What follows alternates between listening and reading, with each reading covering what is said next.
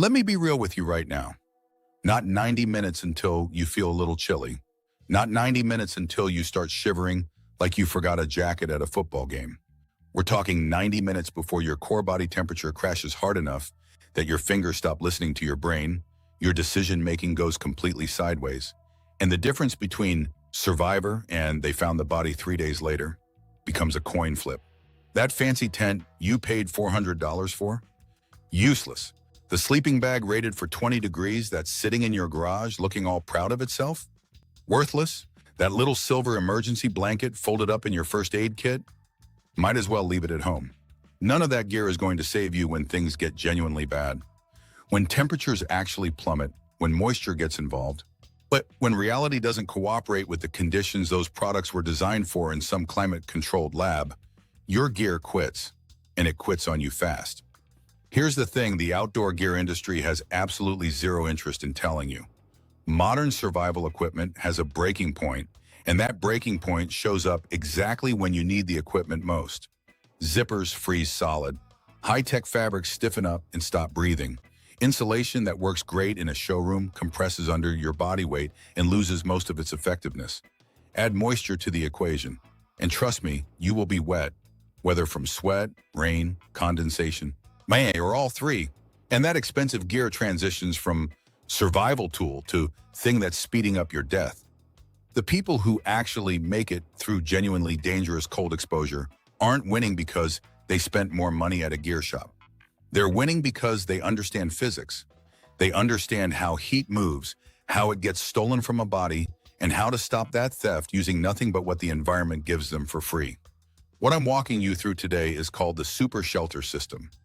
More specifically, it's a debris hut design that kept human beings alive for roughly 200,000 years, long before anyone had a loyalty rewards card at REI, long before there were YouTube channels dedicated to telling you what gear to buy. It uses forest materials that are literally lying on the ground around you. Set costs exactly nothing and performs in conditions that would turn your expensive tent into a body bag. Stick with me because I'm also going to show you a single modification that takes this shelter from "you'll survive the night" to "you might actually sleep decently." And it's a detail that the vast majority of bushcraft content out there skips entirely. If this is helping you, smash that like button, drop a comment below, and subscribe. It keeps this content coming. The real killer isn't cold. It's physics. Before a single stick gets moved or a single leaf gets piled, you need to understand what's actually happening to your body when the temperature drops. Because the enemy isn't cold as some vague concept. The enemy is heat transfer, and it operates through specific, predictable mechanisms. Once you understand those mechanisms, you can defeat them systematically. Your body, just existing, breathing, heart beating, brain running, generates roughly 100 watts of thermal energy. You're basically a walking space heater. The problem is the environment surrounding you is constantly, aggressively working to steal that heat away from you through 3 different attack vectors. The first is conduction. This is direct physical contact with cold surfaces stealing heat right out of you. Ground temperature in most environments sits somewhere between 50 and 55 degrees Fahrenheit. Your core is at 98.6. That's a 40+ degree differential, and heat flows from warm to cold with zero hesitation. The ground is a heat vampire, and it's sucking warmth directly out of your body through contact. This is actually why people die inside sleeping bags. The bag does a decent job insulating the air around you, but the moment you lie down, your body weight compresses the insulation beneath you to nearly nothing, and suddenly you're making direct thermal contact with the ground. The bag saved your sides and your top, but left your bottom totally exposed to heat loss. The second mechanism is convection. This is wind and moving air carrying your warmth away. Your body naturally creates a thin layer of warm air right against your skin. That layer is yours. It's your buffer. Wind destroys it constantly and replaces it with cold air that starts the stealing process all over again. Every little draft that makes it to your skin is erasing that warm boundary layer and forcing your body to regenerate it from scratch. Much burning energy you don't have to spare. The third mechanism is radiation. Your body broadcasts infrared heat in every direction, all the time, like a miniature radio tower transmitting to no one. Roughly 60% of your total heat loss in cold conditions comes through radiation alone. You're not just being cooled by contact or wind, You're actively beaming your warmth out into space. The debris hut design I'm going to walk you through defeats all three of these mechanisms at the same time. It's not a tent, it's not a cabin. It's a physics-based thermal trap, a survival cocoon engineered from dead organic material. Think of it as building a human-sized insulated capsule, and before you picture yourself cozy with room to stretch, no, if you can sit up inside it, if you can roll over with space to spare, you built it wrong. It should feel almost uncomfortably tight. Every cubic inch of interior airspace is air your body has to heat from scratch. Oversized is deadly. Tight is safe. Building the super shelter, step by step. All right, let's actually build this thing. Step one is the ridgepole. You need a branch that's dead and standing, not rotting on the ground, somewhere between 10 and 12 feet long and about 3 to 4 inches thick. This is your structural spine. One end goes on the ground, the other end props against a tree at roughly chest height. Get this right and everything else follows. Get this wrong and you're rebuilding from scratch in the dark. Step two is the ribs. Take additional branches and lay them diagonally off the ridgepole on both sides at somewhere between 45 and 60 degrees, each spaced roughly a hand width apart down the length of the ridgepole. You're building an A-frame skeleton here. It needs to hold weight without collapsing because you're about to pile a lot of material on top of it. Step three is the lattice layer. Take smaller sticks, finger thickness, and weave them perpendicular across the ribs. This creates a crosshatch pattern that serves as the foundation for your insulation material. Without this layer, your debris just falls through to the ground and you've wasted all that effort. Step four is where most people either win or lose. This is the insulation layer, and the single biggest mistake beginners make here is not using enough material. You want dead leaves, pine needles, dry grass, ferns, any dry organic material. You want to pile it armpit deep, not knee deep. That looks like a lot deep, armpit deep. Here is how you check. Push your arm straight into the pile from the outside. If your hand reaches the lattice framework before your armpit hits the outer surface of the pile, you need significantly more material. The target is 30 inches of loose debris on all exterior sides. Non-negotiable. This is the difference between waking up alive and not waking up. If this is helping you, smash that like button, drop a comment below, and subscribe. It keeps this content coming. Why 30 inches? The science isn't optional. Let me explain exactly what those 30 inches are doing, because understanding the physics makes you take this requirement seriously instead of cutting corners when you're tired. In each inch of loosely packed organic debris contains millions of tiny air pockets trapped between plant material. Trapped air is the world's most effective and widely available insulator. Convection requires air movement, molecules physically carrying heat from one place to another. Trapped air can't move. The molecules are essentially frozen in place. Your body heat warms the air layer immediately against your skin, and that warmth literally cannot escape because it has nowhere to go. It's a closed system. The debris also creates a dense physical barrier. Wind that would strip away your warm air layer can't penetrate 30 inches of packed leaves and needles. Convection blocked. The organic mass of the material absorbs thermal energy and begins re-radiating it back towards you. Instead of your body broadcasting heat into an infinite cold void, it's broadcasting into a contained space that bounces that energy back. Radiation captured and returned. All three heat loss mechanisms, conduction, convection, radiation, defeated simultaneously by stuff that was free and already on the ground. Now about the floor.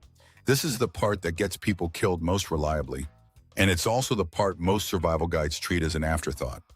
You need 6 to 8 inches of compressed debris under your body, separate from and in addition to your wall insulation. Start with larger sticks laid perpendicular to form an elevated platform, then layer smaller debris on top. You're constructing a mattress. When you lie down and compress it with your body weight, you need insulation remaining between you and the earth after compression. Test this personally. Lie down inside the shelter before you consider it done. Feel for cold spots at your shoulders, your hips, your lower back. Those are your pressure points where the ground is going to drain you all night. Add material until those cold spots disappear.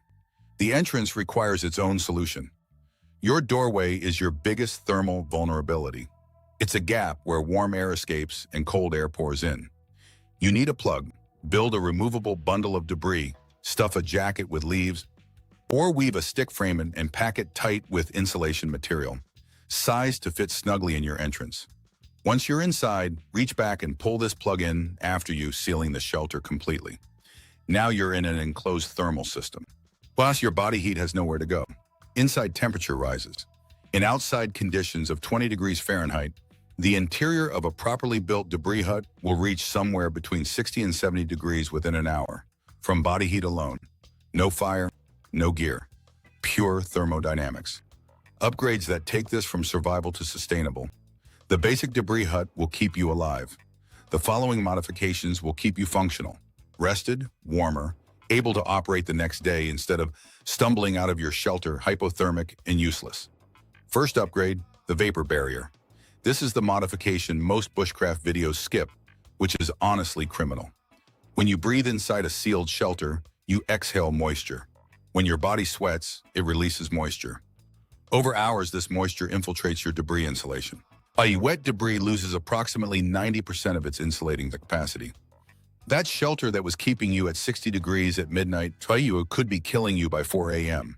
If you have any plastic at all, a tarp, a garbage bag, even a large piece of plastic sheeting, place it between your inner stick lattice and the outer debris layer before you pile on your insulation. This creates a vapor barrier that keeps your insulation dry for days, not hours.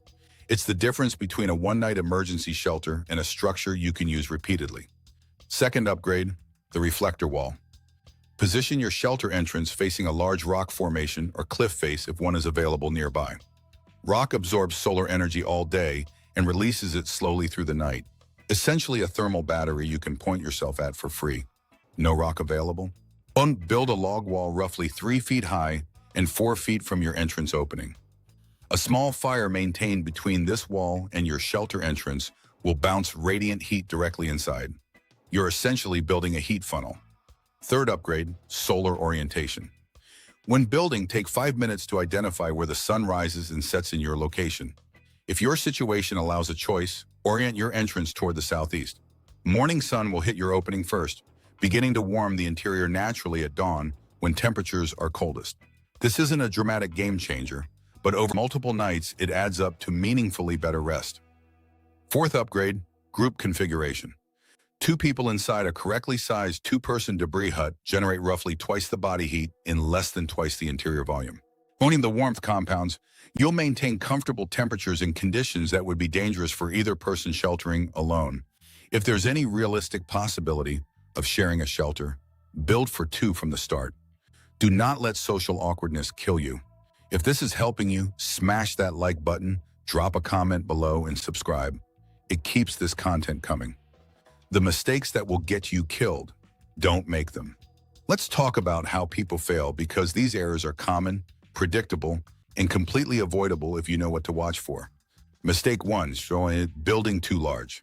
This is the most universal beginner error. You're cold, you're tired, your body keeps telling you that more space equals more comfort, and your intuition is completely wrong.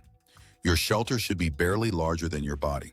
But if you can sit up straight, it's too big. If you have room to roll freely from side to side, it's too big. Extra interior volume is cold air your body has to heat, and your body doesn't have unlimited energy reserves to do that. A shelter that's barely body size feels almost claustrophobic. That's how you know it's right. Mistake 2, inadequate insulation. 30 inches sounds excessive when you're physically exhausted and the pile already looks enormous. It is not excessive. 6 inches of debris looks substantial until you understand how little insulation it's actually providing. Measure this. Physically push your arm in and check. Exhaustion causes people to rationalize shortcuts, and this particular shortcut has a body count. Mistake 3, neglecting ground insulation entirely. People focus on the walls and the roof and completely ignore the floor. Then the ground kills them. The floor is your primary threat. You already know why. 6 inches minimum under your body after compression. Check for cold spots. Fix them before you seal yourself in for the night. Mistake 4, poor location selection. Cold air behaves like water. It flows downhill and pools in low-lying areas. A valley or depression can be 10 to 15 degrees colder than the middle of a slope just 100 yards away. Build on the middle third of a hillside where cold air flows past you rather than accumulating around you. Additionally, look up before you build. Dead trees, called widowmakers in the woods, fall without warning at 2 in the morning when wind picks up. Build under one, and you may not wake up to be cold at all. Ooh, mistake 5, ignoring wind direction. Your entrance must face away from the prevailing wind. Wind blowing directly into your shelter entrance negates a significant portion of your insulation immediately. Spend 2 minutes assessing wind direction before you commit your structure orientation. You cannot easily change this once you've built. Mistake 6, skipping location assessment for water. Streams, rivers, and low wet areas create humidity that saturates your debris, insulation over time, and creates drainage problems if it rains.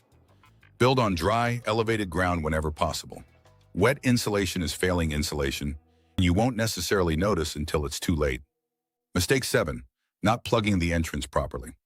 People build a technically solid shelter and then crawl inside with the gap in the entrance that lets cold air pour in all night. The plug is not optional. It doesn't have to be perfect. It has to be sufficient.